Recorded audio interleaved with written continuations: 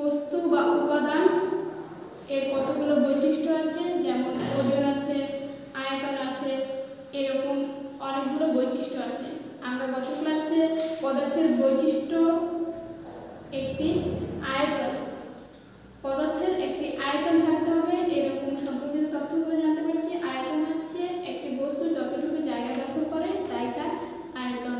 তো এই আয়তন সম্পর্কিত আলোচনার পরে পদার্থের অন্যতম আরেকটি বৈশিষ্ট্য হচ্ছে পদার্থের ওজন। পদার্থের ওজনটা কি?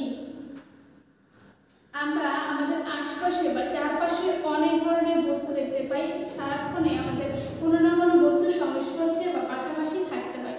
তো এই সকল বস্তু প্রত্যেকটা আমরা যখন হাত দিয়ে তুলে নেই তখন এটা একটা ওজন অনুভব করি। যেমন আমরা যখন একটা বই এভাবে তুলে নিলাম তখন এটা একটা ভার অনুভব করতেছি। এরপর যখন একটা মার্কার নিলাম তখন এটা একটা ভার বা ওজন আছে সেটা বুঝতে পারতেছি। এরকম প্রত্যেকটা বস্তুরই এক একটা ওজন আছে। তো আমরা যখন ভারী কোনো কিছু নিই তখন সেটা ভার বুঝতে পারি, কিন্তু যখন একটি ক্ষুদ্র বা ছোট আকারে হালকা কিছু ধরি তখন কি আমরা এর ওজন বুঝতে পারি? যেমন ধরো আমরা একটা কাগজের টুকরা নিলাম, এরকম একটা কাগজের টুকরা আমি যখন নিচ্ছি তখন এটার ওজনটা কি আমরা বুঝতে পারি? আমরা এটা সহজে তুলতে পারি এভাবে সহজে তোলার পরে আমরা এর ওজনটা বুঝতে পারি কিনা। ছোট্ট একটি চালের দানা নেই, ছোট্ট একটি খাদ্যকণা বা বালুকণা, ধূলিকণা এগুলো নেই, আমরা কি এর ওজন বুঝতে পারি? আমাদের মনে হয় এগুলো কোনো ওজন আছে কি? আমরা এটা অনুভব করতে পারি। আমরা ওজনের যে একটা বিষয় আছে সেটা সম্পর্কিত বিস্তারিত পরীক্ষণের মাধ্যমে দেখব যে প্রত্যেকটা বস্তুরই ওজন আছে, সেটা আয়তনে বা আকারে যত ক্ষুদ্র হোক না কেন প্রত্যেকটা বস্তুরই ওজন আছে, এই সম্পর্কে জানব। আমরা এর জন্য একটা পরীক্ষণ সম্পূর্ণ করব। পরীক্ষণের প্রথমে আমাদের দরকার একটা স্ট্র দিয়ে দাঁড়িপাল্লা তৈরি করা। এরপরে দরকার হচ্ছে চালের দানা বা স্টেপলার পিন। তো স্ট্র মানে হচ্ছে খড় বা ছোট পাটকাঠি জাতীয় কিছু একটা নিলাম, যেমন আমি একটা পাটকাঠি নিয়েছি। তো এরকম করে তোমরাও এই পরীক্ষাটি করতে পারো। তো এই জন্য আমাদের দরকার হয় একটা স্ট্র। আমরা এরকম করে একটা স্ট্র মিটার বা একটা দাঁড়িপাল্লা বানিয়েছি। তো এখন আমি কিছু স্টেপলারের পিন নিলাম আর ক্ষুদ্র ক্ষুদ্র কিছু উপকরণ নিতে পারি, যেমন চালের দানা বা কোনো খাদ্যশস্য এরকম।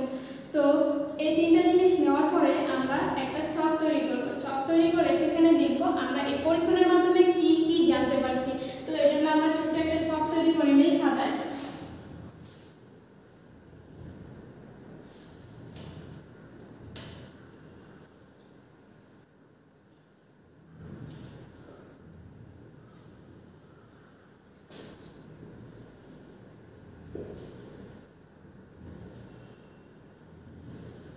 তো এইভাবে একটি খাতায় ছক তৈরি করার পরে সেখানে আমরা লিখব যে আমরা এটার মাধ্যমে কতটুকু বুঝতে পারলাম, সেই আমাদের জানা তথ্যগুলোই এখানে আমরা লিখে ফেলবো 1 2 3 সিরিয়ালি।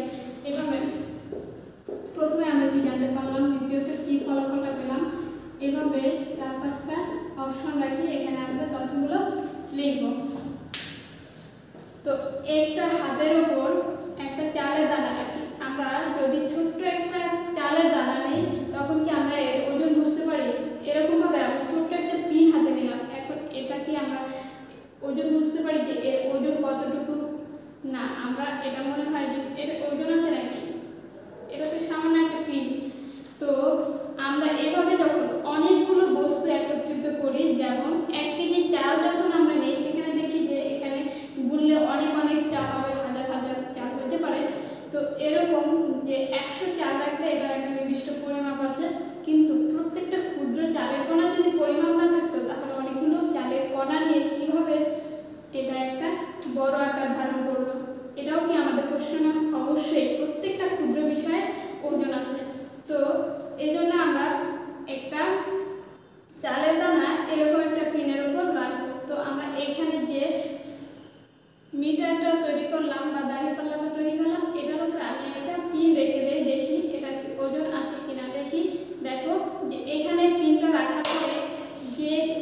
পাশে বস্তুটা রাখলাম সেই সাইডটা নিচের দিকে ঝুঁকে পড়ছে, এর মানে হচ্ছে এর ওজনের কারণে এটা নিচের দিকে চলে যাচ্ছে, আর এই পাশটা হালকা হওয়ার কারণে এটা উপরে উঠে আসছে। আর এটা আবার সরিয়ে দিই, দেখো এটা যথাস্থানে চলে গেছে।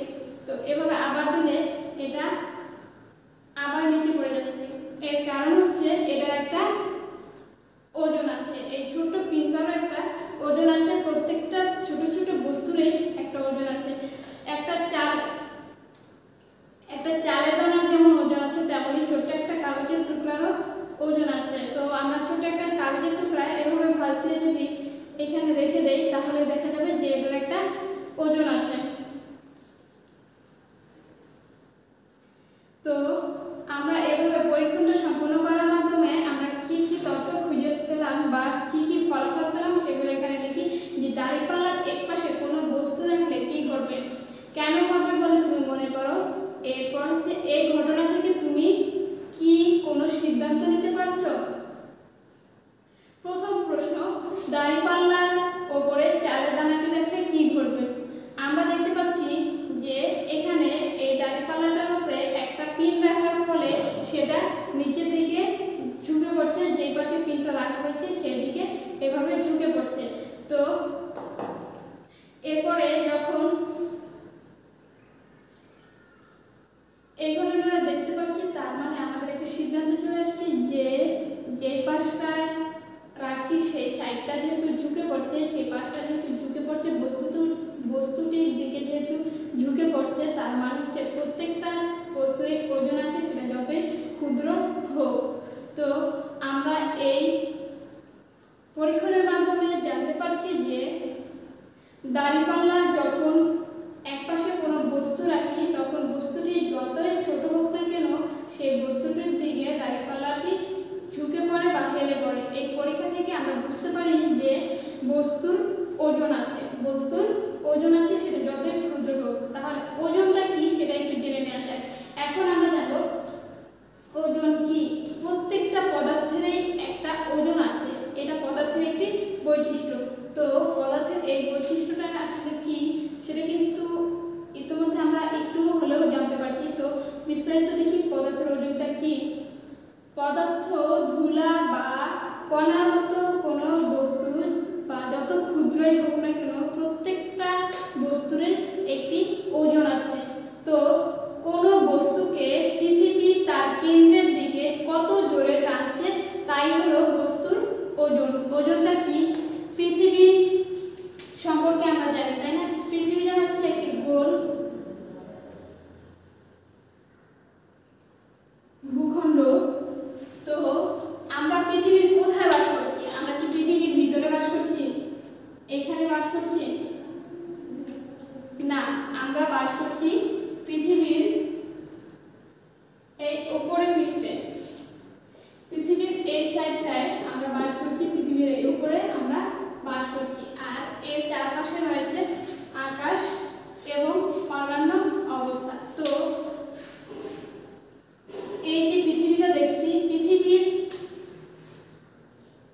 এদিকে আমাদের একটা আকর্ষণ কাজ করতেছে, আবার পৃথিবীর উপরের থেকে মহাকাশ থেকে একটা আকর্ষণ কাজ করতেছে, যার কারণে পৃথিবীর পৃষ্ঠে আমরা এখানে সোজাভাবে দাঁড়িয়ে থাকতে পারছি বা অবস্থান করতে পারতেছি। তো প্রত্যেকটা বস্তুকেই পৃথিবী একটা আকর্ষণের মাধ্যমে টেনে রাখতেছে। তো এই কারণে পৃথিবীর যে টেনে রাখাটা, পৃথিবীর কেন্দ্রের দিকে যে টেনে রাখাটা, সেটা হচ্ছে বস্তুর ওজন।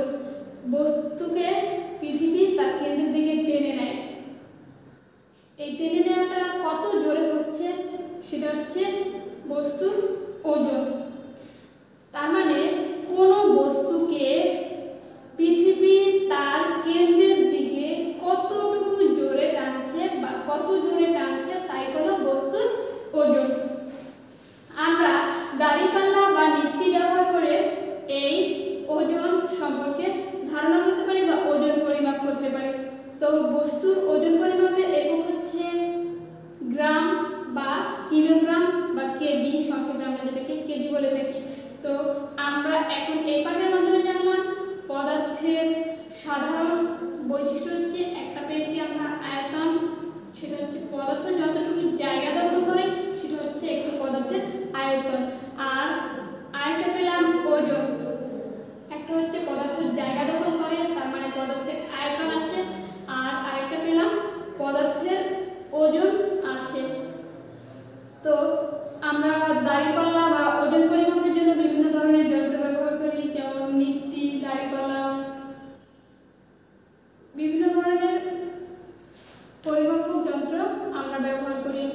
তো আজকে আমাদের পদার্থের যে কয়টা বৈশিষ্ট্য জানা হলো, দুইটা বৈশিষ্ট্য জানা হলো।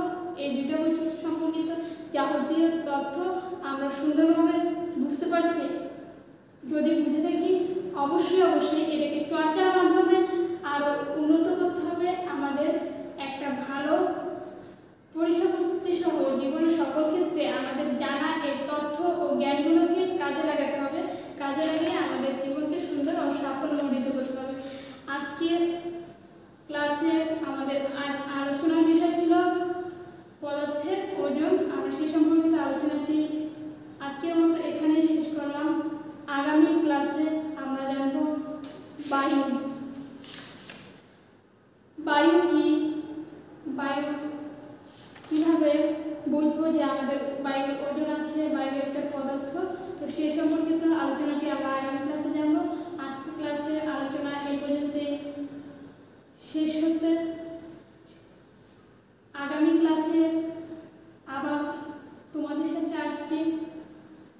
আগামী ক্লাসে যেন সুন্দরভাবে আমরা থাকতে পারি, সুস্থ থাকতে পারি, সেই কামনায় আজকের মতো বিদায় নিচ্ছি সবাইকে। আসসালামু আলাইকুম।